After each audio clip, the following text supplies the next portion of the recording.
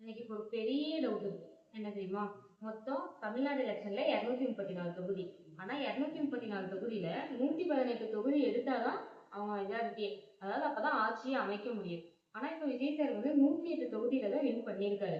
அப்ப எப்படி அவரால் ஆட்சி அமைக்க முடியும்? ஓகே, நேற்று ஸ்டார்டிங்கில் கவுண்ட் பண்ணுறப்ப தபால் வாக்கு கவுண்ட் பண்ணாங்க. தபால் வாக்கு கவுண்ட் பண்ணுறப்ப டிஎம்கே லீடிங்கில் இருந்தாங்க. நெக்ஸ்ட்டு ஓட் மிஷின் ஓட் இருக்குல்ல, அதெல்லாம் கவுண்ட் பண்ணாங்க. கவுண்ட் பண்ணுறப்ப டிவிகே ஸ்டெப் பை ஸ்டெப்பாக லீடிங்கில் போனாங்க, மேலே போயிட்டே இருந்தாங்க.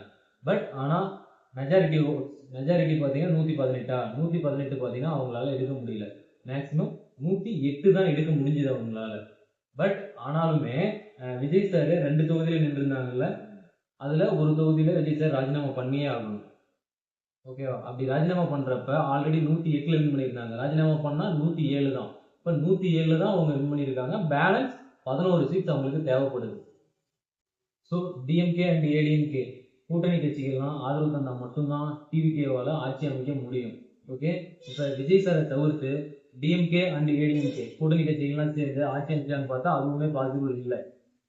ஒருவேளை விஜய் சாராலையும் பார்த்தீங்கன்னா ஆட்சி அமைக்க முடியல, மற்ற கட்சிகளாலையும் ஆட்சி அமைக்க முடியல அப்படின்னா நம்ம தமிழ்நாட்டில் ரீஎலெக்ஷனுக்கு உத்தரவிடுவாங்க, மறுதேர்தலுக்கு உத்தரவிடுவாங்க.